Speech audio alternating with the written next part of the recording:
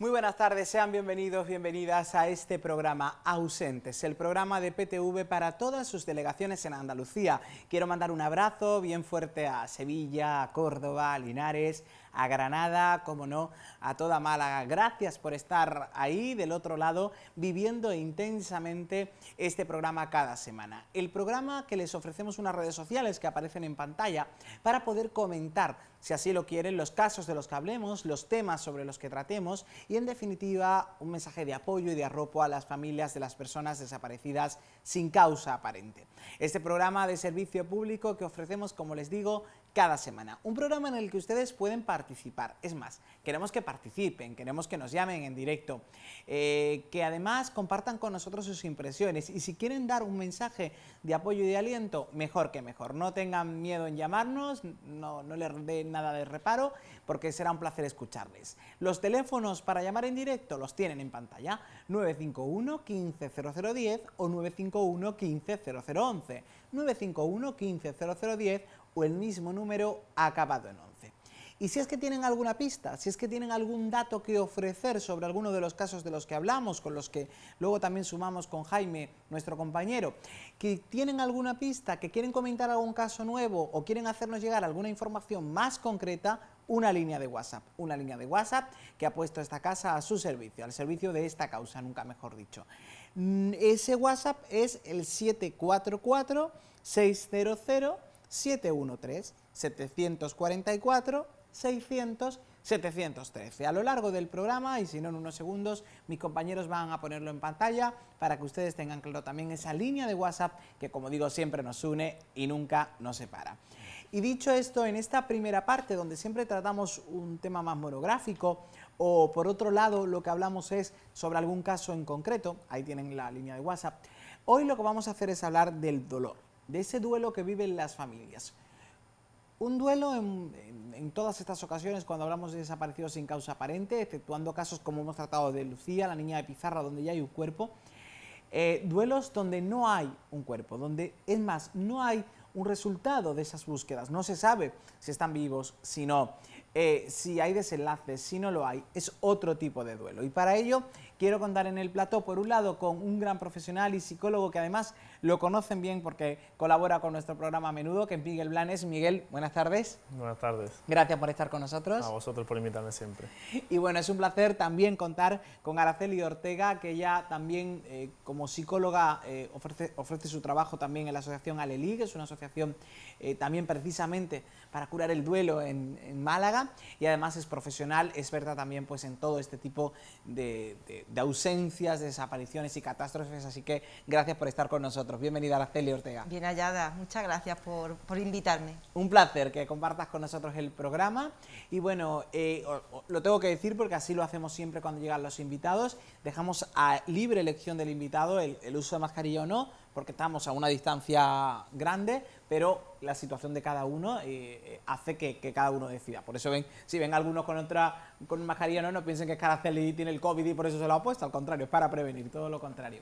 Bueno, pues lo dicho, estamos en el programa y quiero preguntaros porque vamos a ir, si os parece, por fases, porque la desaparición ocurre y lo primero que ocurre es una denuncia, es decir, lo primero que hay que ir es a poner la denuncia.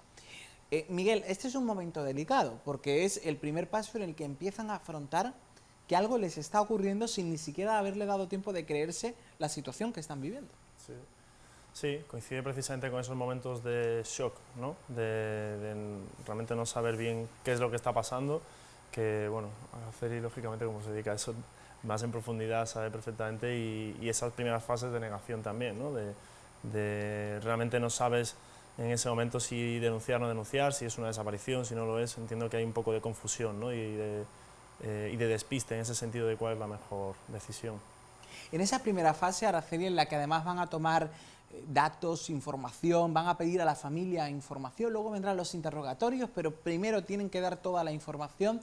No siempre se pide la ayuda de un profesional, más bien se hace luego a posteriori, pero es importante vuestro acompañamiento en esa fase inicial donde empiezan a abordar una situación crítica, ¿no? Cierto, es cierto que no se cuenta con la figura del profesional que acompañe al familiar en esos momentos de kilómetro cero, de punto cero. De punto de partida. De zona, exactamente. Entonces sería recomendable desde aquí hacer un llamamiento. Hay psicólogos que estamos preparados para intervenir. Yo soy psicóloga emergencista, estoy especializada en urgencia, en emergencia y en catástrofe. No solo colaboro con Aleli, sino como emergencista, y nos llaman cada vez que hay un suicidio, cada vez que hay un descarrilamiento, un atentado, una desaparición. Los momentos principales, como decía Miguel, son fundamentales. La persona necesita esa contención emocional, ese sostén y ese acompañamiento, porque tiene un discurso, está desorganizada a nivel cognitivo, no sabe muy bien qué ha pasado, dónde están los detalles, los lugares, y se le avasalla, bien desde medicina legal, bien desde policía, lógicamente para recabar datos, y ellos hacen su trabajo, pero en ese momento el familiar no está en condiciones de poder dar con detalle todos aquellos datos que pueden ser fundamentales para el inicio de la búsqueda de la persona desaparecida. Haría falta un acompañamiento desde ese primer momento para el familiar. Haremos sin duda alguna un programa especial para las personas mayores que desaparecen, y son muchas, ¿no?, a consecuencia de posibles demencias, Alzheimer, despistes, algunos, otros no, pero hablaremos y abordaremos ese caso, ¿no? Pero claro, esto pasa mucho. Recuerdo a Alba, la nieta de Jesús Gutiérrez, que el otro día fue su cumpleaños, paso a felicitarla, desaparecido en el barrio de La Paz, en Málaga, y lleva desde agosto del año pasado desaparecido. Y Alba me decía, claro, mi abuelo es mayor y mis amigos están viviendo la ausencia de sus abuelos porque se van por edad, pero yo no he tenido la oportunidad de despedirme, ¿no? La ausencia de despedida, ¿qué tan difícil es, Miguel? Bueno, yo creo que es súper complicado y se da en muchísimos casos, y en este último año más precisamente, ¿no?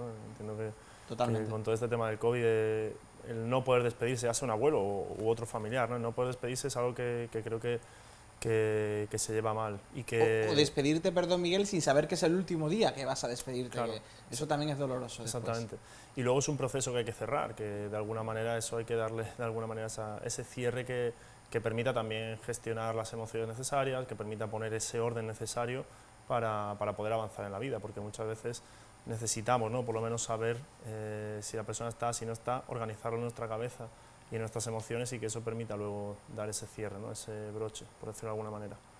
Según distintos estudios, Araceli, se dice que hay una serie de picos en la ansiedad de las personas, de las familiares de las personas desaparecidas.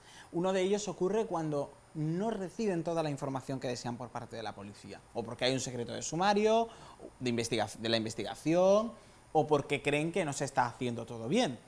Esto provoca los primeros picos de ansiedad en las familias, que a veces se continúan en el tiempo y se cronifican, sí, pero ahí es donde comienza a darse esa primera ansiedad por querer resolverlo cuanto antes, ¿no? Sí, bueno, el tema del saber manejar este tipo de sucesos por parte de los medios de comunicación es interesante y es necesario abordarlo. Ten en cuenta que se produce un proceso de victimización secundaria por parte de un mal uso de la información o por una exposición excesiva de toda la información por parte del familiar, que en ese momento no tiene filtro y es muy susceptible. También hay otro proceso de victimización por los procesos legales, es decir, la persona está muy vulnerable y en los primeros momentos sería conveniente que no estuviera totalmente expuesta. ¿Por qué? Pues porque yo sé que es casi imposible que no vean el móvil, que no consulten noticias, pero en la medida de las posibilidades, ese acompañamiento al familiar, pues para evitar esos picos de ansiedad y de estrés, esas crisis que en ningún caso le beneficia para el familiar, no le beneficia nada. Entonces sería recomendable hacer un buen uso de ese tratamiento de la información y poco a poco, bueno, empezar a establecer líneas de investigación, hipótesis, y poco a poco darle sentido en las primeras horas, que son fundamentales. Podemos hacer además, poner un ejemplo, ¿no? Estaba viéndolo en las redes, lo estaban comentando, el caso de Gabriel, por ejemplo, ¿no?, el niño de Almería, ¿no? Cómo una situación difícil provocó la unión de una pareja que estaba separada de sus padres, y hubo un momento en el que en ese proceso, Miguel, decidieron apartar a los padres de la investigación, dejarle que estuvieran en un lugar en concreto, y que, como estaba diciendo Araceli antes, pues siguieran, no estuvieran tan abrumados y teniendo que dar tantas explicaciones cuando ambos sabían además que el desenlace estaba cerca y le habían informado de lo que podía estar ocurriendo, ¿no? Es importante, ¿no?, también el que los psicólogos en este caso apoyéis, ayudéis, pero que también desde las autoridades se habiliten espacios donde puedan apartarse por un momento, tener ese break, por decirlo así, de lo que están viviendo, aunque inevitablemente no puedan dejar de pensarlo, ¿no? Sí, lógicamente entiendo que no es apartar del todo, pero sí tener cierta perspectiva al menos para no involucrarse emocionalmente más de lo que deben. Y yo sí que veo muy importante eso que comentaba antes Araceli, que es un poco lo que comentas, el tema de la formación, ¿no? Yo creo que sería genial que precisamente, pues en este caso, como comentas, los cuerpos o quien sea, incluso, pues caray, la gente que transmite la información, ¿no?, que tenga esa formación adecuada sobre de qué manera es la más útil para trasladar a los familiares cierta información o cuál es la mejor manera de poder sonsacar de alguna manera esa información que se necesita, pero que haya una buena información, perdón, que haya una buena formación de esas personas para que sin duda puedan trabajar de la mejor manera luego con estos familiares que ya de por sí bastante tienen con esa situación. La Fundación QS Global, que dirige entre ellos Paco Lobatón, gran periodista y gran compañero al que mando un abrazo, y a la fundación a la que pertenezco como uno más de la familia, ha organizado varios seminarios o jornadas, sobre todo una en concreto que fue para periodistas, para saber abordar los casos de desapariciones. Y en los distintos otros seminarios que han organizado, en los que yo he participado, a lo mejor ha habido compañeros, pocos, pero algunos compañeros míos, que sin ser una temática directa para los profesionales de la comunicación, hemos decidido estar, porque conocer de cerca la situación, conocer de cerca la situación de las familias, nos ayuda también a llevarlo, ¿no? Y también, Araceli, tú lo sabes porque has trabajado como psicóloga emergencista también en muchos momentos de emergencia en este país, los medios de comunicación también pasamos un trance en el que a veces se necesita de ayuda psicológica, porque se me ocurre, por ejemplo, el caso del pequeño Julen en Málaga. Que estuvo interviniendo, por cierto. Es que era ligado a la familia, a su entorno, a esa presión. Es decir, hay una presión mediática, pero la presión mediática la ejercen los grandes grupos. Los periodistas, como personas individuales, formamos parte de esa historia, ¿no? Sí, totalmente. Cuando he dicho que estuvimos interviniendo, el grupo de intervención psicológica en emergencia y catástrofes del Colegio Oficial de Psicología de Andalucía Oriental estuvo involucrado totalmente en el caso de Julen. Alelí también estuvo dando cobertura, por ejemplo, a Lucía, la niña de Pizarra, a la familia, no a Lucía. Familia. En las primeras horas de Lucía sí han estado los compañeros del Colegio de Psicología, pero después de las primeras 72 horas hace falta un apoyo sostenido que no había, y sí ha estado allí Alelí atendiendo a la familia. Ten en cuenta que cualquier persona que se expone a una situación crítica o traumática y que lo vivencia es víctima primaria, secundaria, terciaria, no solo el familiar, el periodista que le da cobertura, los sanitarios, los bomberos, los cuerpos y fuerzas de seguridad del Estado, el viandante que va pasando por ahí se queda impactado. Las asociaciones de mujeres, por ejemplo, en el caso de Julen, que colaboraron con la causa, ¿no? Entonces, lógicamente, hace falta aunar una serie de estrategias de coordinación, de hacer una persona que interceda con los medios de comunicación. En periodismo, sabéis, hay un código deontológico para poder trabajar y gestionar el enfoque de las noticias desde la perspectiva de emergencia y catástrofe, pero todavía no se difunde mucho. Sí, es necesario totalmente, y vosotros desde los medios de comunicación no estáis exentos de poder ser víctimas terciarias o en otro nivel, porque os lleváis el impacto a casa. Nos ha pasado. Yo lo digo en primera persona porque es verdad que en caso, por ejemplo, el de Antonio Ortega, desaparecido en Torremolinos, que finalmente fue encontrado sin vida en la Sierra de Laurín de la Torre, ¿no? Sí. Era un impacto porque yo vivía entonces justo mirando la sierra, ¿no? Y cuando me llamaron y me dieron la noticia y miré por mi ventana, pues quién me iba a decir que tantas veces había mirado pensando en ese caso, sí, y que ahí estaba, ¿no? Y a veces es difícil desconectar.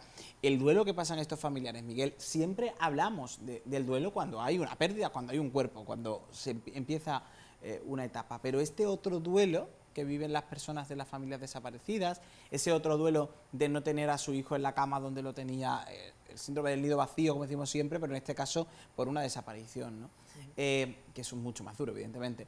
El no poder tener a su abuelo, el no poder ir a desayunar con su madre como siempre lo hacían, ese es otro tipo de duelo, por llamarlo así, otro tipo de fase, que quizás sea necesario también que desde las administraciones públicas se apueste, ¿no?, por apoyar más decididamente a estas familias, ¿no? Sí, sí, sí, sin duda, porque es que es otro tipo de duelo. O sea, es que duelo al final es cualquier pérdida. Claro. Yo muchas veces que trabajo en consulta con duelos que son separaciones de pareja. Es que se vive al final como un duelo, porque estás en muchos casos hasta más Es el fin complicado. de una etapa, ¿no? Exactamente. Y fíjate que es un duelo en el cual tienes a la otra persona que sabes que está ahí, ¿no? Con lo cual también se vive de una manera complicada. Pero un poco con lo que me decías, que es verdad que se necesita, ante esa pérdida, ante cualquier pérdida, se necesita ese apoyo, se necesita que se involucre cuanta más gente mejor, cuanta más gente formada mejor, y que bueno, que hablábamos también el otro día en uno de los programas, pues, el tema de la esperanza, ¿no?, y la fe, y eso muchas veces mantiene el no cerrar esa fase de la desaparición, también con sentido, ¿no?, porque no tienes información que te diga que tengas que cerrarlo, pero también es verdad que impide avanzar en otros procesos de gestión emocional que a lo mejor sí que tiene que ver más con el duelo, y que aunque sea difícil, y no hay muchas familias que lógicamente no quieren, ante una desaparición, no quieren oír hablar de duelo, pero creo que sí que es sin duda una idea que hay que tener muy clara como presente, ¿no?, ante una desaparición. Decía en un informe domingo a Irán Pérez, que eres licenciado en Psicología y experto también en crisis, emergencias y catástrofes en Tenerife. Hablaba, en cuanto a los medios de comunicación, la recomendación de que se elijan a una o dos personas que sean los portavoces, ¿no, Araceli? Sí, sí, le hemos dicho a la misma vez. Nosotros formamos para que se genere esa figura de portavoz. La familia no está para contestar a los medios de comunicación. El profesional es un profesional objetivo que pueda canalizar y puede facilitar la información conforme vaya haciendo falta, de la manera más oportuna. Es cierto que hace falta esa figura. Y totalmente hace falta, porque los medios de comunicación vamos a reclamar siempre, ¿no?, la versión de la familia, para poder ayudar también a dar difusión del caso. Sí. Y nos pasa muchas veces que tenemos casos, incluso en Andalucía, que no traemos al programa, que nadie piense que no hablamos con la familia porque no queramos, sino porque la familia se niega, o no está preparada, o no encuentra las palabras para salir en televisión.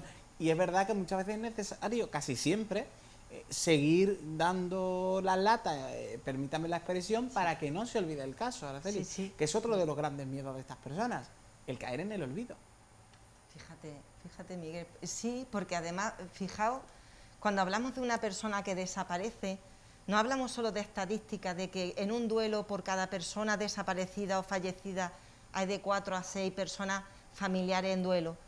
Son abuelos, son nietos, son padres, son hermanos, son todas esas personas que tienen que iniciar un duelo, un duelo que no se acaba, un duelo intermitente, un duelo inconcluso, que no tiene final.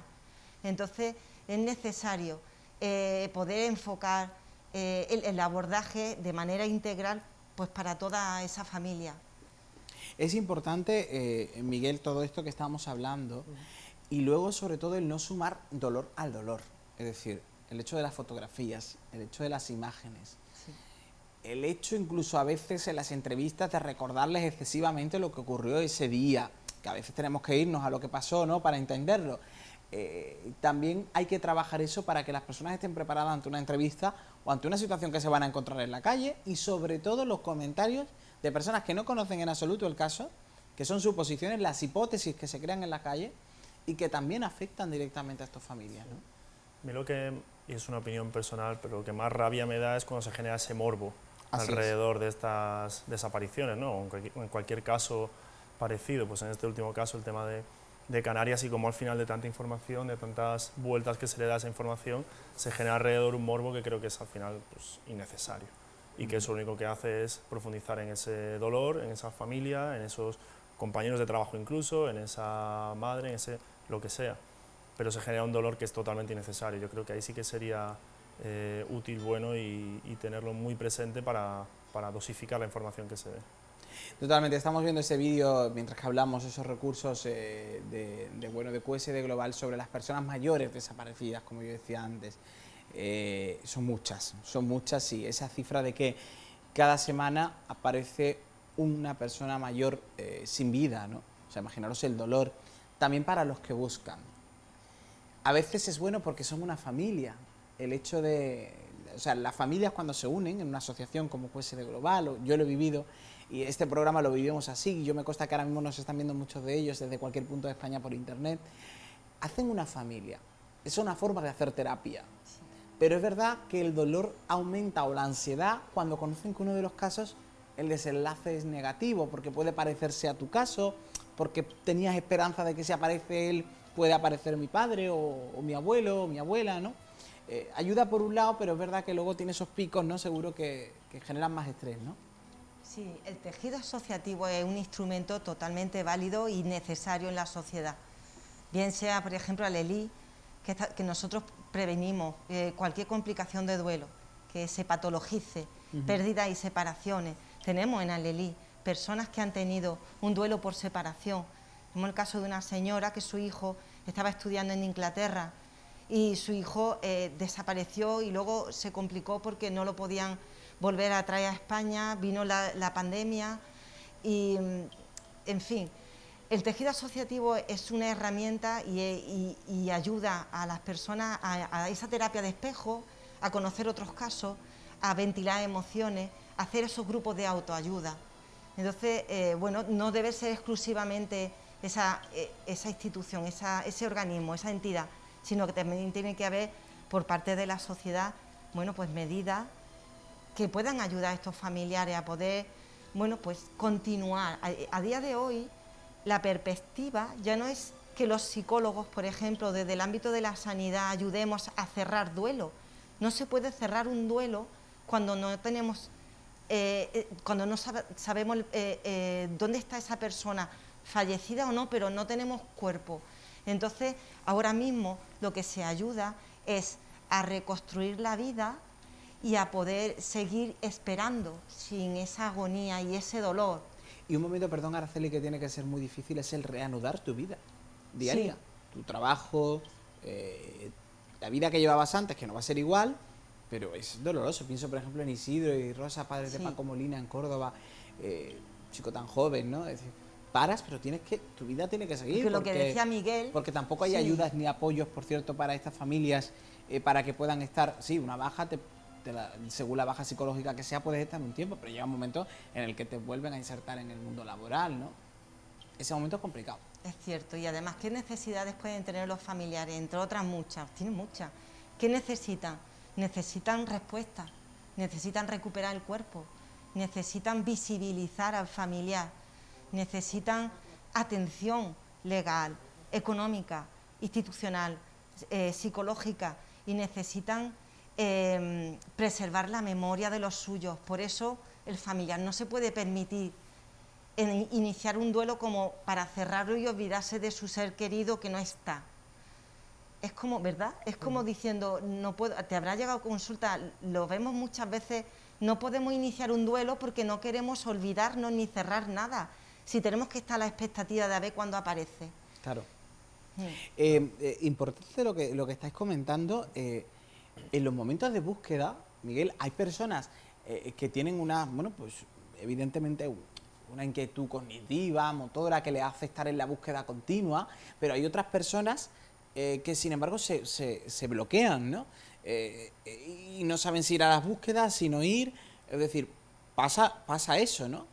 Y en esta sociedad, que además yo desde aquí lo voy a reclamar mucho, que a mí me da mucho coraje lo que tú decías antes, ¿no? Que estamos juzgando continuamente si alguien sale a buscar o no sale a buscar, o llora o no llora, o parece que el dolor es mayor o menor, que eso es una cosa que yo nunca he entendido, juzgamos siempre así, ocurre, ¿no? Es decir, que esta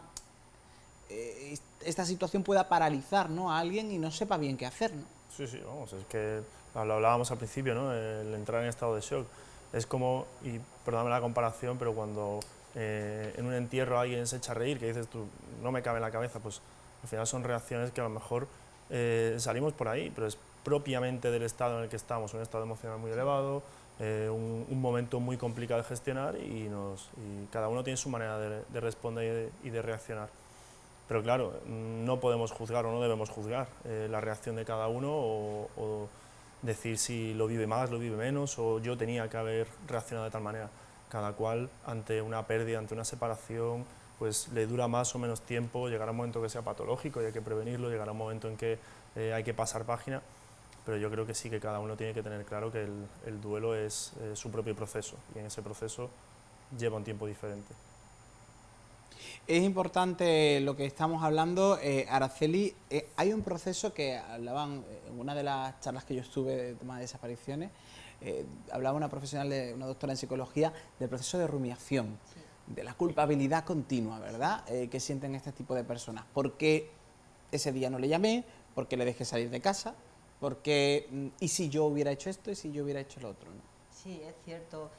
El duelo sin cuerpo es un tipo de duelo muy específico que, aunque empiece a tener las mismas pautas que otro tipo de duelo, aunque sea complicado en un principio el shock, la negación, la ira, la depresión, pero tiene sus matices específicos. Lógicamente tiene una gran carga de culpa, y esa gran carga de culpa, la culpa es una emoción. Las emociones no son ni buenas ni malas, pueden ser emociones como la tristeza, la ansiedad, la culpa, que no nos gusta tenerlas, pero siempre hay que verle esa función adaptativa. La culpa nos está indicando que está relacionado con esas atribuciones que tenemos de responsabilidad. Era mi responsabilidad echarle un ojito al niño y que no se fuera. Ahí entra también en valor pensamientos irracionales del tipo: no soy un buen padre, tenía que haberle echado un ojito. Y lo que el entorno social crea también. Exactamente.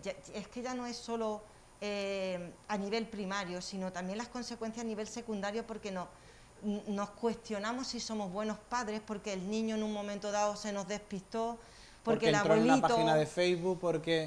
no he tenido un buen control parental, porque el abuelito, que tenía signo un poquito de Alzheimer, lo dejé solo para que saliera a la calle. Entonces la culpa hay que trabajarla a fondo, desde lo que nos quiere decir la culpa, y trabajando un poquito con ese perdón y esa aceptación, que en otro momento lo podemos desarrollar. Perfecto. Tenemos una llamada de teléfono antes de despediros y de cerrar esta primera parte del programa. Una llamada de un oyente o de una oyente. Vamos a empezar por ahí. Buenas tardes. Hola, buenas tardes. ¿Soy yo? Hola, buenas tardes. ¿Cómo se llama? Hola, buenas tardes. Mi nombre es Paqui. Paqui, ¿de dónde llama, Paqui? Pues mire, yo llamo de aquí de Málaga, pero es para... Yo lo dije una vez, lo que pasa es que no sé si llegó bien, era ya muy tarde. Porque un muchacho que es de Granada. Sí. Él ha sido muy amigo de mi hijo. Y él estaba aquí, él era pintor de profesión, pero pintor de casas. Y en un momento dado, pues, le fueron un poquito mal las cosas, y entonces nos comentó que se había enfadado con su familia por motivos de herencia y eso, y aún pues, tenía alguna otra hermana que lo quería mucho y todo, pero cortó con todo el mundo, y llevaba ya pues años sin saber de ellos. Y entonces de golpe un día dice: oh, pues yo ya estoy harto de estar en Málaga y no sé qué, y reunió un poquito de dinero y dijo: bueno, ya sabréis de mí, no sé qué, y se marchó, y no sabemos de él nada desde entonces. Y hay otra señora que también le ayudaba mucho, siempre estaba pendiente de él, como sabe el médico que te ha dicho, no sé qué. Entonces, Paqui, para intentar, yo recuerdo, creo que usted llamó, ¿no?, ¿verdad?, un día al final del programa, ¿verdad, Paqui? Sí. Que yo me puse en contacto con usted, pero no pudimos hablar finalmente. Yo le llamé porque quedé en llamarla, pero finalmente no pude hablar con usted. ¿Verdad? No pude conectar, pero yo la llamé tal como hablamos. Sí. Paqui, por resumir, usted lo que quiere decir es que... Este muchacho pensamos que le ha debido pasar algo, porque esa señora... No la escucho bien en plato, compañero. Este muchacho se llama Moisés Granados Torres. Bueno, ya vale. Moisés. Yo sé Bien. que él, no sé, en Granada tiene familia, tiene sobrinos, tiene sobrina, pero no ha pisado Granada nunca más. Pero usted lo que dice, usted, Paqui, por centrarnos un poco, usted lo que dice es que piensa que Moisés puede estar su familia buscándole. Hombre, su familia seguro que él está buscando, pero él cambió hasta el móvil. Pero ¿y cómo sabe usted que su familia le está buscando? ¿Se lo comentó Moisés? Claro, porque a él se le murió un hermano, fue al entierro, entonces que se pusieron todos muy contentos cuando le vieron, pero salió por la puerta y dijo: bueno, ya nos veremos otro día. Y su sobrina, Tito, sí, pero ¡pum! Gritó de mí. Yo sé que tiene que estar preocupado porque es un buen muchacho. Yo la Bien. característica de él es que es delgado, muy moreno de piel y que los ojos muy grandes y muy delgadito y que tendrá, pues nació, pues verá usted, yo tengo 74 años y el muchacho, una vez echamos las cuentas, era 17 años más joven que yo. Ujú. Pues entonces a 74 se le quita 17 y sale los años que él tiene ahora. Que ahora tendría ya, claro, ahora tendría ya ¿Qué edad unos tiene? 60, 50 y tantos ¿Cómo? años. 58 50 y años o tanto, así. ¿no? Sí. Por ahí, ¿no? Paqui, entonces, por resumir, que agradecemos mucho su llamada. Usted lo que habla es, bueno, de un No chico sé. que estuvo pintando, ¿verdad?, en casa, que Sí, cree que que su está viendo familia a mi le hijo. puede estar buscando porque usted vio que él no quería saber nada de su familia, como que era una desaparición voluntaria, ¿no? Puede ser el caso. Sí, pero el tema es que no lo entendemos cómo esta señora de la parroquia, que lo quería como un Es que hijo. la escucho muy mal, Paqui. ¿Se me escucha mal? Es que la escucho entrecortado, no sé si es aquí o es en general. A ver, Paqui, inténtalo de nuevo. Mire, les comentaba, ¿se escucha mejor? Sí, dígame, Paqui. Le comentaba que él tiene una característica muy especial porque es tartamudo. Bien, bueno. Pensamos si a lo mejor estuviera en algún centro o bien de acogida o alguna cosa así, porque realmente andaba mal. Pues vamos a hacer una cosa, Paqui, para no dar más datos personales de esta persona, porque tampoco sabemos la situación en la que él está ahora mismo, o si ha desaparecido, o si no, o si hay un acuerdo con la familia previo. Yo quiero agradecerle, Paqui, que usted nos lo haya dicho. Yo he tomado datos que usted ha dado.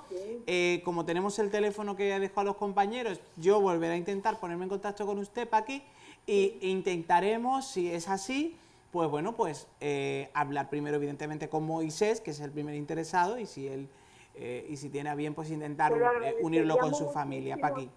Estamos muy preocupados por él, Bien, Paqui, pues agradezco que usted llame, seguro que usted lo que quiere es lo mejor tanto para Moisés como para su familia, y esperamos que este programa sirva para resolver este caso que usted nos comenta. Paqui, muchas gracias y un abrazo grande, buenas tardes.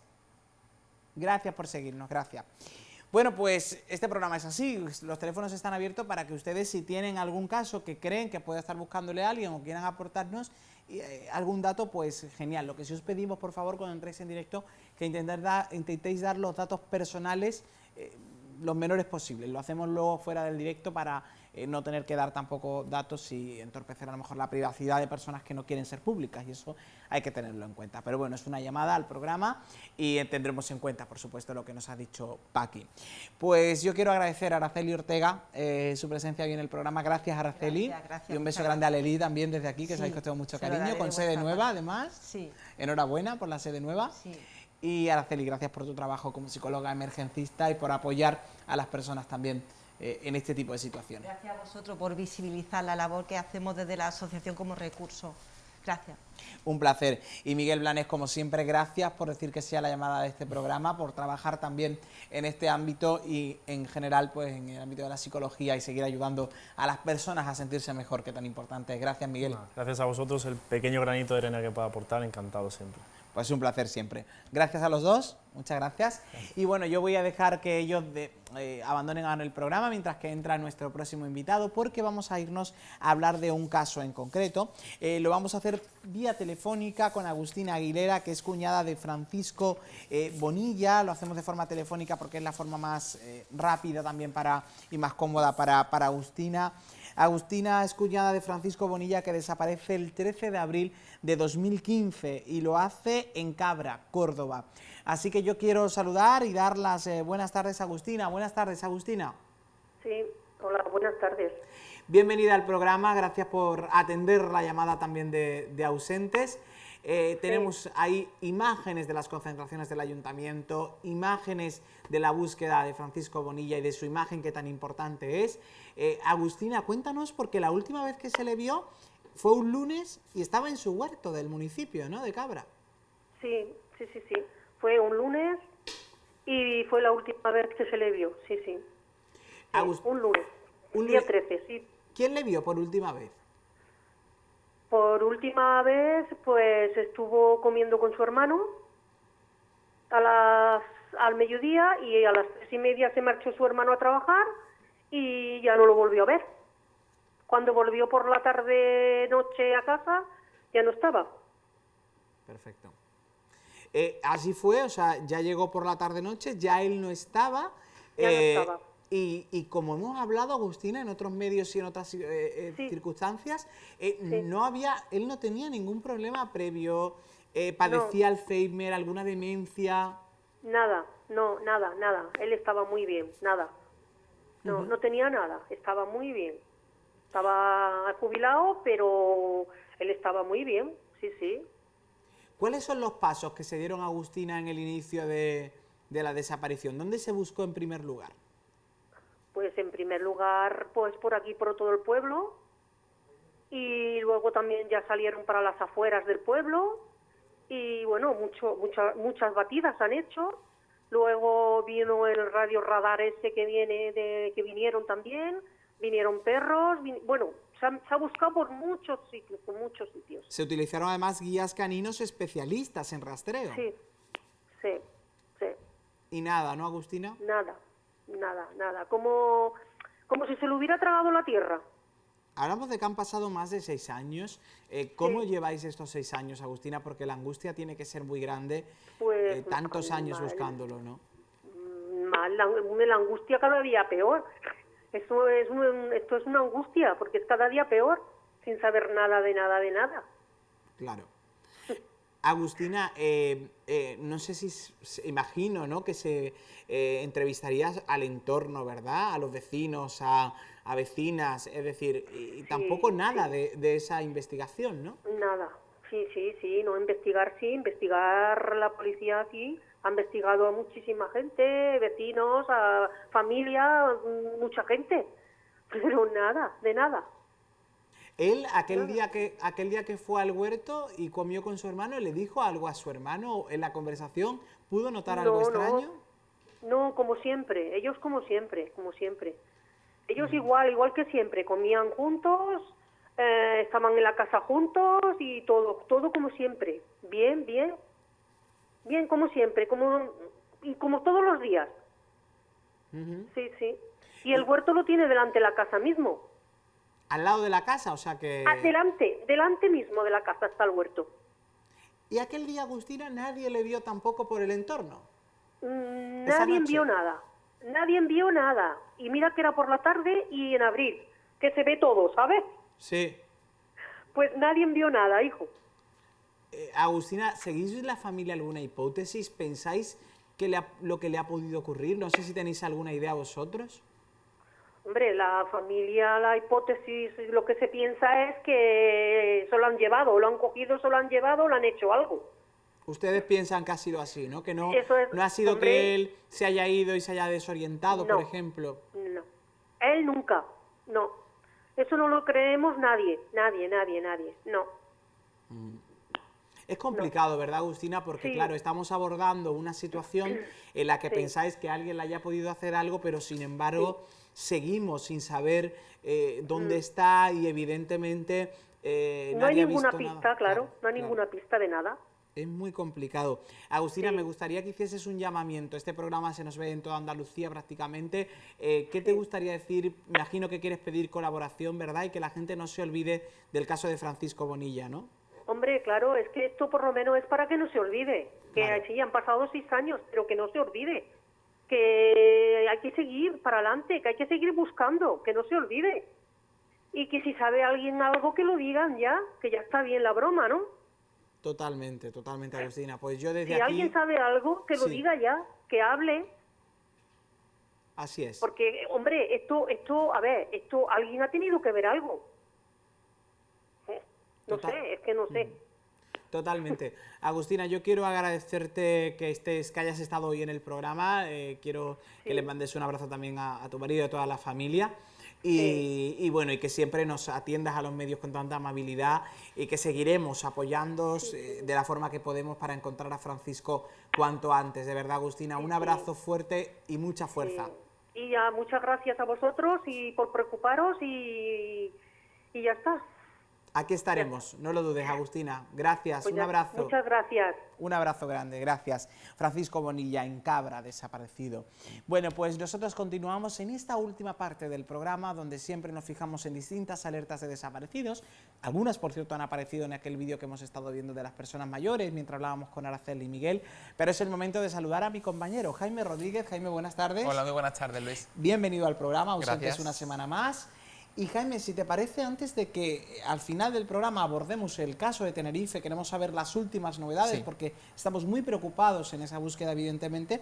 Vamos a empezar a recordar algunos de los casos. En primer lugar, vamos hasta Jaén, ¿verdad? Hasta Jaén. Es la primera alerta que tenemos, como cada semana ofrecemos alertas, por si cualquier persona conociese el paradero de las personas, aquí les ofrecemos. El primer caso se trata de Jesús Muñoz, que precisamente, Luis, la semana pasada se cumplía un año, desde 5 años, perdón, desde su desaparición, el pasado 25 de mayo de 2016, cuando Jesús Muñoz Armanteros fue visto por última vez en la localidad de La Aimora, como apuntabas, en la provincia de Jaén. Las autoridades, Luis, barajan varias hipótesis desde que hace 5 años Jesús Muñoz fuese visto por última vez, de que se encontrase por la zona del castillo de Santa Catalina, Jaén, en su propio municipio, La Aimora, o incluso en el Neveral. Así que vamos a ofrecer datos por si cualquier persona que nos estuviese viendo y escuchando pudiese localizarlo. Jesús Muñoz, que mide unos 60, pesa 75 kilos, tiene el pelo corto, liso, castaño, portaba gafas y complexión normal. Repetimos, la semana pasada se cumplía 5 años desde su desaparición, Luis. Que se dice pronto, Se y dice son pronto, muchos 5 años. años. Si queremos también, que además se nos ve también en Linares, en Jaén, pues hacer este llamamiento. Y también volvemos a Jaén para recordar un caso que además es uno de los casos también muy sonados, porque la seguimos buscando, a María Josefa Padilla. A María Josefa Padilla, que precisamente mañana se cumple 1 año y 9 meses de su desaparición. El pasado 3 de septiembre de 2020, en la localidad de Quesada, también en Jaén, a la edad de 76 años. Actualmente tiene 77. Como decía, mañana se cumplirán 1 año y 9 meses desde su desaparición. Vamos a ofrecer datos porque María Josefa, Luis, tiene Alzheimer, así lo anunció su familia el día de su desaparición, por tanto es de vital importancia que aparezca. María Josefa, que mide 1,55, pesa 60 kilos, tiene el pelo corto, liso y canoso y presenta los ojos marrones, complexión delgada. Además, se realizó una intensa búsqueda también por parte de la Guardia Civil en el cauce del Cortijuelo hasta la desembocadura del Guadalquivir, porque en la zona donde yo vivía, ¿no?, en la Quesada, estaba próxima a esta zona, Luis. Bueno, importante el caso de María Josefa Padilla, que además lo tratamos aquí en el programa. Hay que decir que mientras preparábamos este programa, el domingo saltaba una alarma en Archidona, precisamente. Ese caso también tuvo un desenlace negativo. Finalmente fue encontrado sin vida quien había sido jefe de la policía local en Archidona, con 60 o 61 años. Estuvimos pues pendientes de esa búsqueda. Pero también hay otro caso, ¿verdad?, que ocurre en Sevilla, del que tenemos noticias, Serafín. Es el caso de, efectivamente, Serafín Márquez, que el domingo preparábamos, el lunes se anunciaba su desaparición. Finalmente ha sido localizado en su localidad, en Sanlúcar la Mayor, en Sevilla, a la edad de 84 años. O sea que, como decíamos, ha sido localizado, Luis, Serafín. Nos alegramos que esa era la alerta, pero que se haya localizado y que se haya localizado con vida, que es lo más importante. El otro día, además, veía un caso que ocurría también en la Cruz de Humilladero, donde pedían ayuda porque habían desaparecido tanto marido como mujer, bueno, se habían desorientado, y la colaboración ciudadana hizo que se encontrara. La Cruz de Humilladero es un barrio de Málaga capital, para los que nos ven desde fuera, y al final pues se consiguió que se encontraran a los dos, ¿no? Y fue algo bonito también. La colaboración ciudadana es tan importante, que tan importante es también, por ejemplo, en el caso de Tenerife, del que estamos pendientes toda la sociedad, de este caso y de todos los demás. Por eso también lo tratamos en el programa. Todos son igual de importantes. ¿Qué está ocurriendo en Tenerife? ¿Cuál es la última hora? Porque recordamos, buscamos a estas dos pequeñas que desaparecieron junto con su padre hace más de un mes. Hace más de un mes, el pasado martes 27 de abril, vamos a refrescar. Todas las informaciones apuntan ahora a esa investigación del buque, del oceanográfico Ángeles Alvariño, que ya anunciábamos la semana pasada que podrá hacer una serie de investigaciones a más de 2.000 metros de profundidad, fundamentalmente en la zona donde Tomás Jimeno fue visto por última vez, en el puerto Marina de Tenerife, donde se encontró su lancha a la deriva. Es en esa zona zona donde se está inspeccionando el fondo marino a fin de poder localizar cualquier tipo de indicio, cualquier tipo de pista que nos lleve hasta Ana, hasta Olivia, como tú también decías, ¿no? Hasta Tomás, ¿no? Una investigación paralela a la costa, también próxima a Ollafría. Además del submarino también se está utilizando un robot no tripulado por si en el caso de que se encontrase algo y se necesitase incluso ir a más profundidad. Además, nuevas informaciones de última hora, y es que la Guardia Civil está elaborando un perfil criminal de Tomás Gimeno, y también se han publicado en redes sociales el retrato robot de Tomás Gimeno, porque Luis, se baraja la posibilidad de que finalmente no estén en Canarias. La opción de que sigan en las islas es muy remota, así lo anuncian las autoridades. Lo más seguro, confirman, es que ya se haya desplazado hacia otro lugar y que no estén quietos, ¿no? Sino que estén continuamente desplazándose. Es una cosa, Jaime, que quiero detenerme en ello, sí, porque es importante recordar que se está buscando en el fondo del mar algo que no se quiere encontrar, porque serían los cuerpos sin vida de estas niñas, ¿no? Y el pensar que pueda estar moviéndose, que pueda estar por algún lugar, le da esperanza a esa madre, que además ha escrito una carta muy emotiva, es justo para seguir en la lucha, ¿no? Otra carta más que ha escrito Beatriz, en la que además anunciaba... Con otro vídeo además, con otro ¿no? vídeo además, porque ella sí ha dado el consentimiento, lógicamente, de que las imágenes de sus dos hijas se retransmitan en todos los medios de comunicación. Y una carta muy emotiva en la que además ella confesaba algo que nosotros no vamos a recoger, pero que además ella se abría en canal con todo el público, con toda la gente, ¿no?, que la está apoyando. Y como decías, una investigación submarina, lógicamente, cuyo desenlace, pues esperemos que sea diferente, ¿no?, al motivo de esta búsqueda, y que en principio va a mantenerse hasta el día 8 de junio, ¿no? Ese buque oceanográfico Ángeles Alvariño, que es una otra herramienta más que se ha puesto a disposición de esa familia, ¿no? Un buque de 2.000 metros, de 7 cámaras, que permitirá incluso enviar imágenes de todo. Además, ese robot que te comunicaba antes es muy útil, Luis, porque en el caso de que se detecte algo y no sea posible ese submarino localizarlo, ese robot se sumergirá hasta la profundidad con el objetivo de incluso poder coger cualquier cosa que se encuentre, como tú decías. Esperemos que... Claro, esto es importante, porque no solo hablamos de encontrar a estas niñas, sino de cualquier objeto, ¿no? O cualquier cosa que nos pueda llegar a hacer un recorrido, ¿no? Por eso mismo se está inspeccionando la zona en la que se vio por última vez la lancha que iba a la deriva, por si pudo caer cualquier tipo de objeto, cualquier tipo de utensilio que se sumergiese en las profundidades del mar. Y por eso realmente, aunque ese buque pueda sumergirse a 2.000 metros, la zona es muy próxima a la costa, ¿no? Es ese puerto marino de Tenerife, que fue donde Tomás Gimeno fue visto por última vez a las 12 de la noche por un operario del puerto. Cuando decimos que se está moviendo, que puede haber ido a otro lugar, ¿se sabe algún lugar? No se sabe en ningún lugar. Hace 3 semanas, lo comunicábamos aquí, las autoridades barajaron, y los familiares, la posibilidad de que fuese Sudamérica, pero finalmente ninguna posibilidad. De hecho, otra mujer, hace 3 semanas, justamente a la misma fecha, denunció haber visto a un hombre con sus 2 niñas en las costas gaditanas, en las calas de Roche, próximo a Conil de la Frontera. Finalmente esa hipótesis se descartó inmediatamente, y la opción que más se baraja es que esté en África, que se haya refugiado en África, pero las autoridades insisten, repetimos nosotros, en que no está quieto y que no está en las islas. Es lo que se baraja. Y es lo que sabemos, que luego hay una investigación que además no debemos saber para no entorpecer. Es importante decir que se ha decretado el secreto de sumario, por lo tanto las informaciones salen a cuentagotas. Claro, eso es importante, no hay que entorpecer. Y además se ha facilitado un retrato robot, ¿no? Retrato robot de cómo podía ser en la actualidad. Efectivamente, se han publicado varias imágenes de su perfil, de su rostro, que podemos observar perfectamente en redes sociales, un retrato robot. Y ahora, como te decía al principio, ¿no?, ahora se está apuntando a ese perfil criminalístico desde que Tomás Gimeno fuese joven. Es decir, ahora la importancia recae en estudiar el perfil psicológico de Tomás Gimeno para estudiar sus movimientos, estudiar qué podría realizar, qué movimientos podría realizar durante esas semanas. Es importante todo esto que estamos siguiendo, como siempre nuestro compañero Jaime lo hará cada semana.